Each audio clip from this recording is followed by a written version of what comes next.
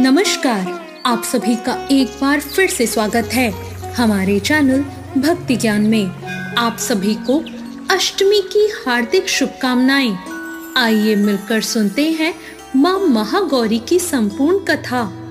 नवरात्रि का 8वां दिन एक ऐसी देवी को समर्पित है जो तपस्या, शुद्धता और सौंदर्य का प्रतीक है, जिनका रूप इतना दिव्य है कि चांद भी उनके सामने फीका पड़ जाए। वो हैं माँ महागौरी। प्राचीन काल की बात है, राजा हिमालय के घर पार्वती माँ का जन्म हुआ। बचपन से ही उनके मन में सिर्फ एक ही इच्छा थी, भगवान शिव को पति के रूप में पाने की। माँ पार्वती ने वर्षों तक कठोर तप किया, फल फूल ही खाए और पत्तों पर जीवित रही। बाद में उन्होंने अन्न और जल को भी त्याग दिया और कठोर तप किया। उनकी तपस्या इतनी कठिन थी कि उनका शरीर काला पड़ गया। एक दिन भगवान शिव उनकी तपस्या से प्रसन्न हो गए और उनके सामने प्रकट हो गए। जब उन्होंने माँ पार्वती का ये रूप देखा तो उन्होंने गंगा जल से उनका अभिषेक किया।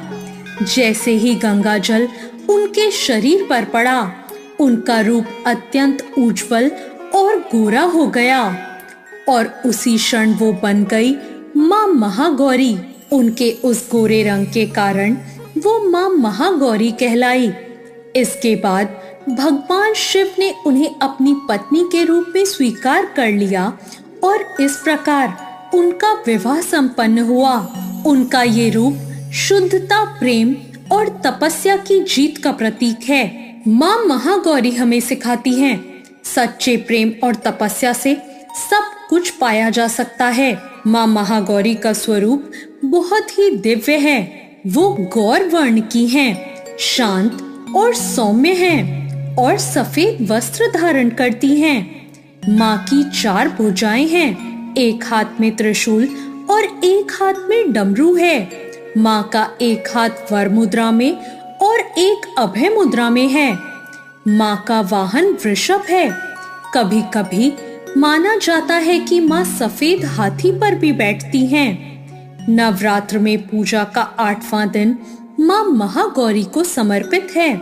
माँ की पूजा के लिए सुबह स्नान करें, सफेद रंग के वस्त्र पहने, माँ की प्रतिमा स्थापित करें, माँ को गंगा जल अर्पित करें, दीपक जलाएं, सफेद फूल चढ़ाएं, माँ को भोग अर्पित करें, माँ के मंत्र का जाप करें और अंत में आरती करें। माँ को नारियल का भोग सबसे प्रिय है।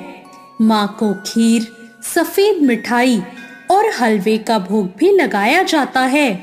माँ को चमेली, मोगरा या अन्य कोई भी सफेद फूल चढ़ाया जाता है। माँ का बीज मंत्र है ओम देवी महागौर्य नमः।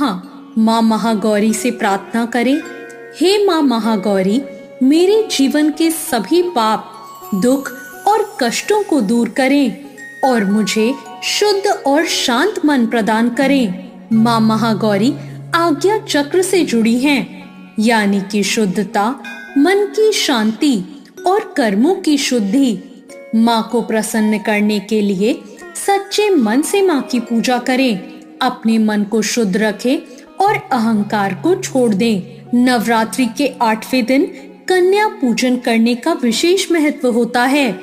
इस दिन सफेद वस्त्र पहने और शांति और संयम बनाए रखें। तो ये थी माँ महागौरी की कथा।